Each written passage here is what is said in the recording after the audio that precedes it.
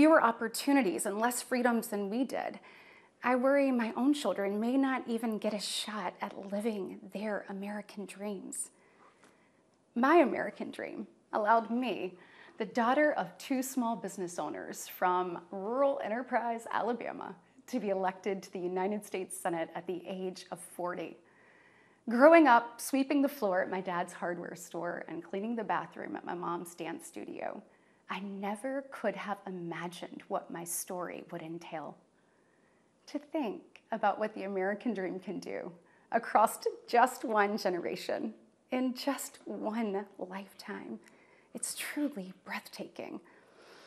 But right now, the American dream has turned into a nightmare for so many families.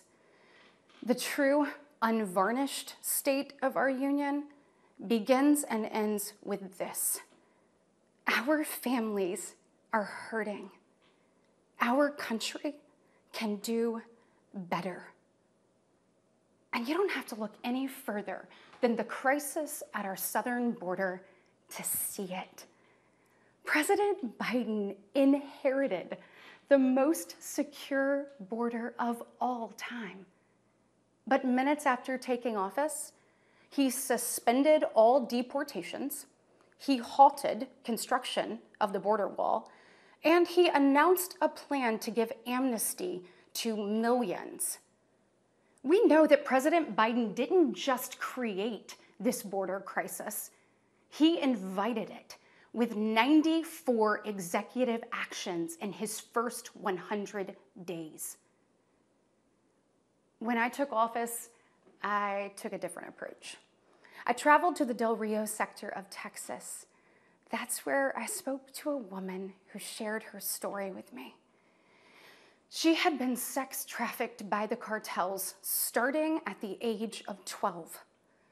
She told me not just that she was raped every day, but how many times a day she was raped.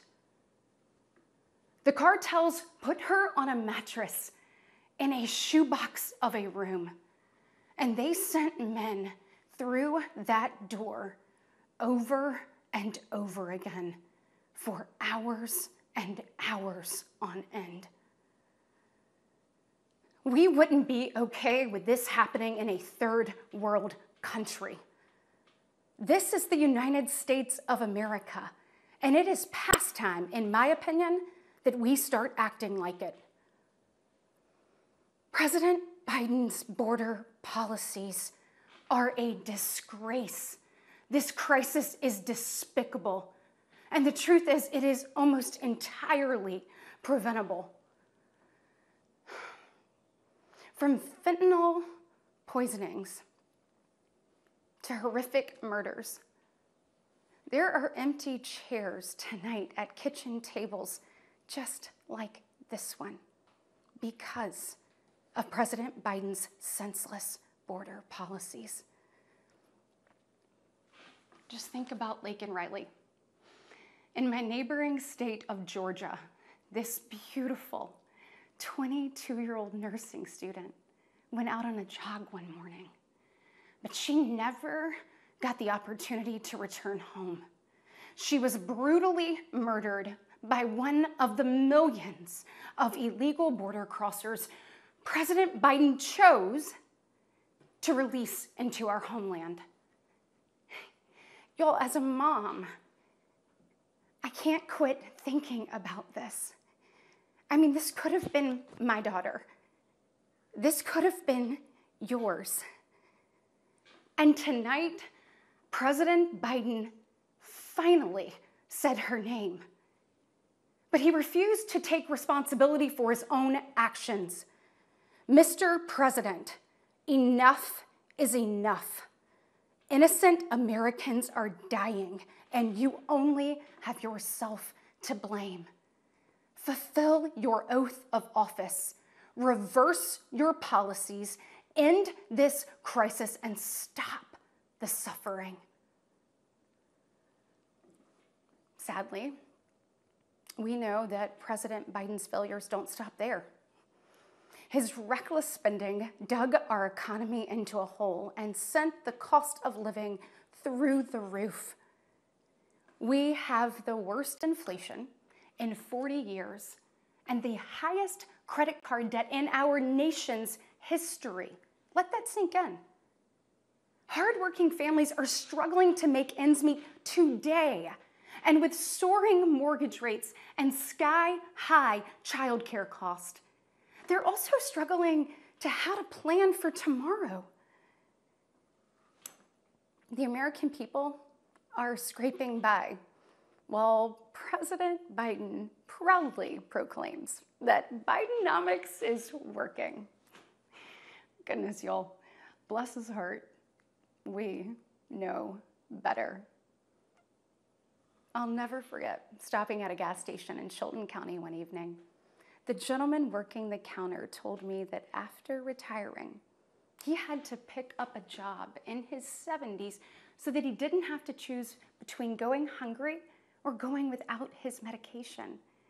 He said, I did everything right. I did everything I was told to do. I worked hard, I saved, I was responsible. He's not alone. I hear similar concerns from fellow parents, whether I am walking with my friends or whether I'm at my kids' games. But let's be honest, it's been a minute since Joe Biden pumped gas, ran a carpool, or even pushed a grocery cart. Meanwhile, the rest of us see our dollar and we know it doesn't go as far. We see it every day. And despite what he tells you, our communities are not safer. For years, the left has coddled criminals and defunded the police, all while letting repeat offenders walk free. The result is tragic, but foreseeable. From our small towns to America's most iconic city streets, life is getting more and more dangerous. And unfortunately, President Biden's weakness isn't just hurting families here at home. He is making us a punchline on the world stage. Look, where I'm from, your word is your bond. But for 3 years, the president has demonstrated that America's word doesn't mean what it used to. From abandoning our allies in his disastrous withdrawal from Afghanistan to desperately pushing another dangerous deal with Iran, President Biden has failed. We've become a nation in retreat, and the enemies of freedom, they see an opportunity. Putin's brutal aggression in Europe has put our allies on the brink. Iran's terrorist proxies have slaughtered Israeli, Jews, and American citizens. They've targeted commercial shipping, and they've attacked our troops nearly 200 times since October, killing 3 U.S. soldiers and 2 Navy SEALs. Meanwhile, the Chinese Communist Party is undercutting America's workers. China is buying up our farmland, spying on our military installations, and spreading propaganda through the likes of TikTok. You see, the CCP knows that if it conquers the minds of our next generation, it conquers America. And what does President Biden do? Well, he bans TikTok for government employees, but creates an account for his own campaign. Y'all, you can't make this stuff up. Look, we all recall when presidents faced national security threats with strength and resolve. That seems like ancient history. Right now, our commander-in-chief is not in command. The free world deserves better than a dithering and diminished leader. America deserves leaders who recognize that secure borders, stable prices, safe streets, and a strong defense are actually the cornerstones of a great nation. Just ask yourself, are you better off now than you were 3 years ago? There's no doubt we're at a crossroads, and it doesn't have to be this way. We all feel it. But here's the good news. We, the people, are still in the driver's seat. We get to decide whether our future will grow brighter or whether we'll settle for an America in decline. Well, I know which choice our children deserve, and I know the choice the Republican Party is fighting for. We are the party of hard-working parents and families, and we want to give you and your children the opportunities to thrive. And we want families to grow. It's why we strongly support continued nationwide access to in vitro fertilization. We want to help loving moms and dads bring precious life into this world. Wesley and I believe there is no greater blessing in life than our children.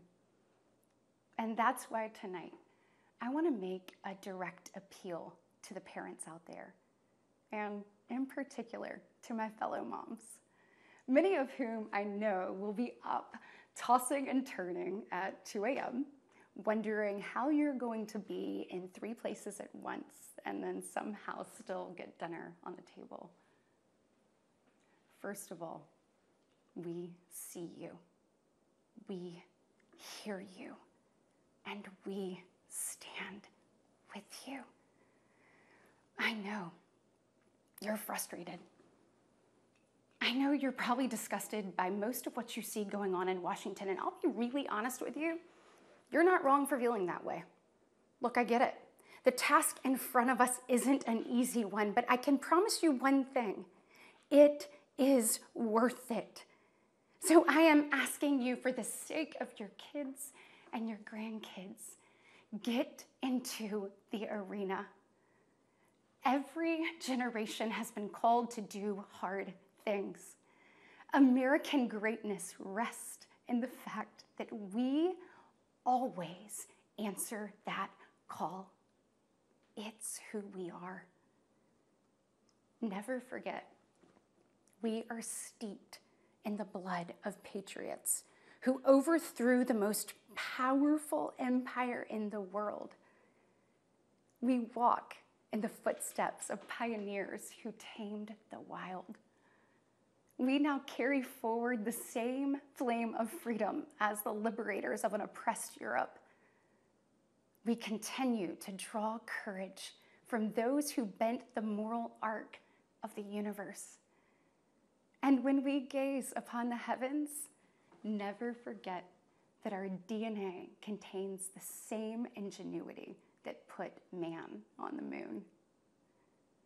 America has been tested before, and every single time we've emerged unbowed and unbroken. Our history has been written with the grit of men and women who got knocked down. But we know their stories because they did not stay down.